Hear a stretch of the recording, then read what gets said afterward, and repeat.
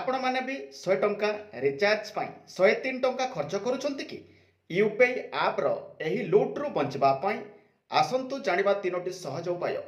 मुख्य विषय हेउची आजिकाली अनेक लोकप्रिय यूपीआई आप मोबाइल रो रिचार्ज एवं बिजुली बिल भली पेमेंट उपरे 2 रु 5 टंका पर्यंत प्लाटफॉर्म फीस आदाय करुछंती।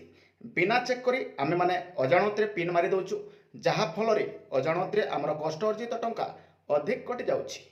एही एक्स्ट्रा खर्चरू बंचिबा पाई तीनोटी स्मार्ट टिप्स मु आपण मानकु दउछि रखंतु। एक हला आपण सीधासलख ऑफिशियल ऐप व्यवहार करंतु, ताहेला जियो एयरटेल किंबा वीआई सिम व्यवहार करूछंती तेबे सेमानकर निजस्व ऐप जेमिति माय जियो किंबा एयरटेल थैंक्स रु रिचार्ज करंतु।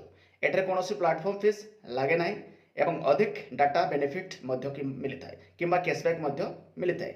द्वितीय जिनस हला आपण बैंकिंग ऐप रो सहायता नियंतु। आपणक फोन रे थिबा आपणक बैंक रो ऑफिशियल मोबाइल बैंकिंग ऐप जेपर कि योनो एसबीआई आई मोबाइल किंबा एचडीएफसी मोबाइल बैंकिंग माध्यम रे बिल पेमेंट करंतु। बैंक गुड़िक सेमानक ग्राहकों ठाରୁ एथिपाई कोनोसी अधिक शुल्क नियंती नाही। 3 नंबर जिनस होची सरकारी ऐप जहाँ होची आपण जानिथिबे भीम यूपीआई को बाछंतु। सरकारी एवं भरोसायोग्य भीम यूपीआई ऐप वर्तमान पर्यंत कोनोसी प्रकार रो प्लेटफॉर्म फीस आदाय करू नाही। अन्य बेसरकारी ऐप तुलन में एठारे पेमेंट करबा सस्ता एवं सुरक्षित अटे। एही मेसेजटा समस्त ओडिशार भाई भौणी मानकु पठाई दियंतु। रहिली जय जगन्नाथ।